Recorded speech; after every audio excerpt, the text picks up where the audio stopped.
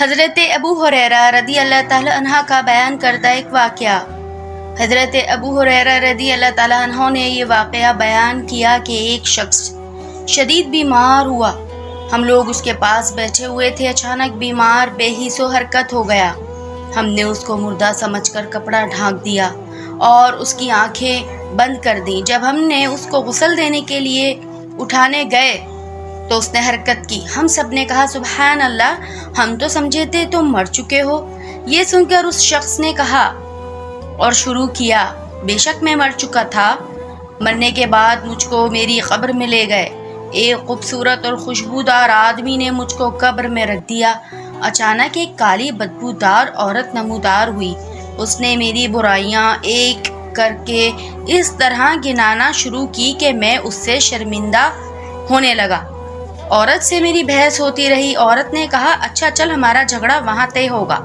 چنانچہ میں چلا اور ایک کشادہ گھر میں داخل ہوا جس میں چاندی کا ایک چبوترا تھا۔ اس کے ایک گوشے میں مسجد تھی اور ایک شخص کھڑا نماز پڑھ رہا تھا۔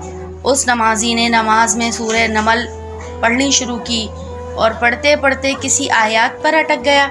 میں نے اس کو لقمہ دیا۔ جب وہ نماز سے فارغ ہوا تو اس نے مجھ سے دریافت کیا، تجھے یہ صورت یاد ہے؟ میں نے کہا ہاں۔ یہ سن کر اس نے اپنے تکیے کے نیچے سے ایک کتاب نکالی اور پڑھنے لگا۔ اس وقت وہ کالی عورت جلدی سے اس کے پاس آ کر کہنے لگی، اس نے یہ برائی کی، اس نے یہ برائی کی۔ اور پھر وہ خوبصورت اور خوشبودار شخص بھی آ گیا۔ اس نے عورت کی تردید کرتے ہوئے میری خوبیاں گنوانا شروع کی۔ اس پر اس مسجد کے ایک نمازی نے کہا، بندے نے اپنی جان پر ظلم کیا ہے، لیکن اللہ تعالیٰ نے اس کی برائیاں درگزر کر دیں۔ مزید کہا، ابھی اس شخص کی موت نہیں آئی، ابھی تو پیر کے دن اس کو موت آئے گی۔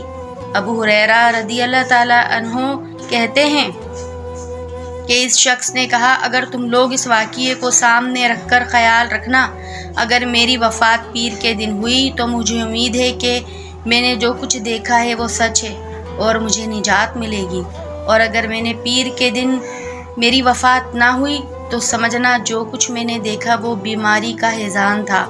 چنانچہ وہ شخص پیر تک اچھا رہا اور پیر کے دن عصر کے بعد انتقال ہو گیا۔